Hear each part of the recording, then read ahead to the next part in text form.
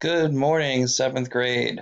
I have seen that some of you have gotten onto Google Classroom and you were able to complete the lessons activities for lesson one. Just as a review, yesterday you should have read for 25 minutes, completed a reading log, and then you should have also answered the reflection question posted on Google Classroom. I have already made comments on your responses and return them with a grade on Google Classroom. So for the three of you that were able to do that, thank you very much. Great responses. Yesterday, you should have also completed a journal prompt from one of the topics. Now, I know I have work on your expository writing research project, but don't worry about that for now. I'm going to give you guys this week to just focus on the bare minimum, and we can focus on that expository writing research project next week. So just worry about getting this part done and this done if you haven't done so already. But today starts lesson two. Now, lesson two, we're still focusing on citing textual evidence. That's that text evidence, and I'll explain that. So you should read your book again for 25 minutes, either your chapter book, or it can even be one of your picture books that I handed out, or one of the books that you selected. Complete your reading log, and then answer another reflection question using RACE. So let me show you what that looks like. So on Google Classroom, I posted a new assignment for lesson two. You go to instructions and you click in. You can edit and create your own answer underneath my example.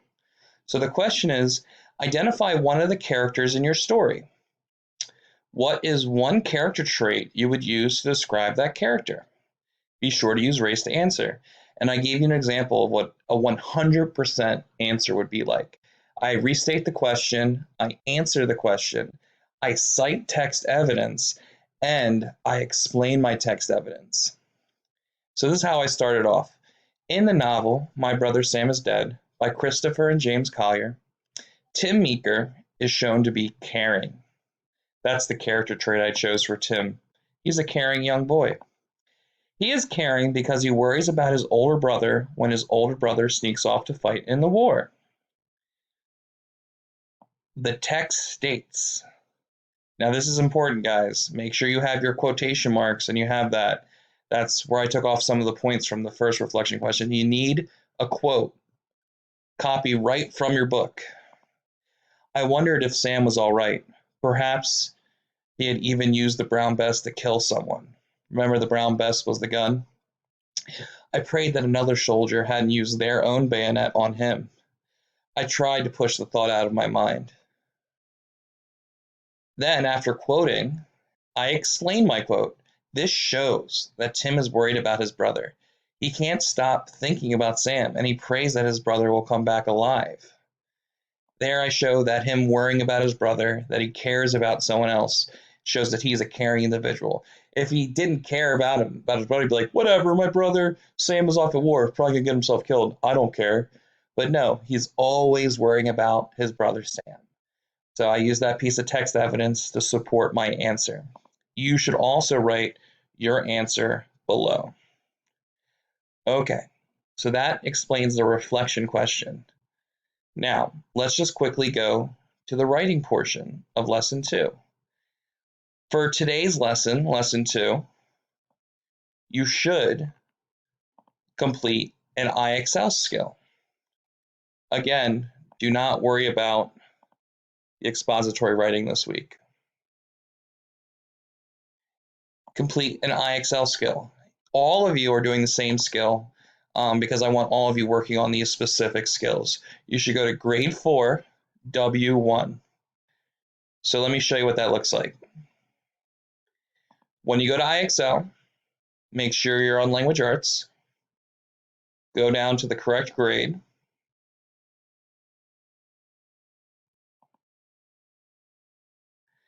and then you have to do W1 for today, W1. So I'm going to go all the way down, and I found W.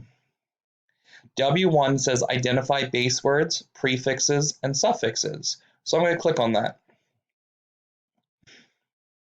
So what is the base word in misunderstand?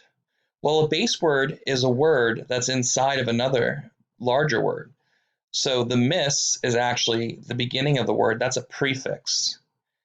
Understand is in the middle of the word, making it a base word. But just to be careful, let's look at the example. Base words are words that can be combined with prefixes and suffixes. They can also be used on their own.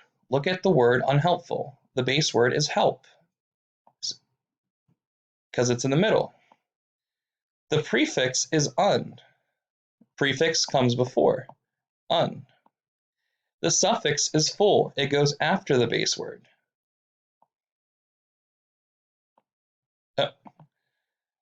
Start with the word completely. The base word is complete. The suffix is the ly, li. It goes after the base word. It means in a certain way. Together, they make the word completely. It means in a complete way. So we're focusing on prefixes, base words, and suffixes. So to misunderstand, the word miss means to not be able to do something. Understand means you're understanding something. So if I misunderstand something, it means, oh, I didn't quite understand it, Mr. Long, or I don't understand what's going on. So understand is in the middle. So that is the base word. What is the word? Base word in misunderstand. Boom. What is the suffix in correctly? Well, we know that the suffix goes at the end of a word after the base word. So it's the ly. What is the base word in prepackage? Well, we know that pre is a prefix and package is the base word. Awesome. So that's what you have to work on today for IXL. Please, if you have any questions at all, do not hesitate to email me or to post on the Google Classroom page. Remember, if you need to, all you would have to do to ask me a question on Google Classroom is you can post and go, hey, Mr. Long, can you help me with my reflection question?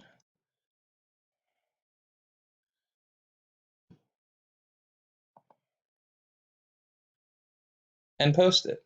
And then I'll be able to see it. Everyone will be able to see it. And I can even write my comments back to you. But for now, I'm going to delete that.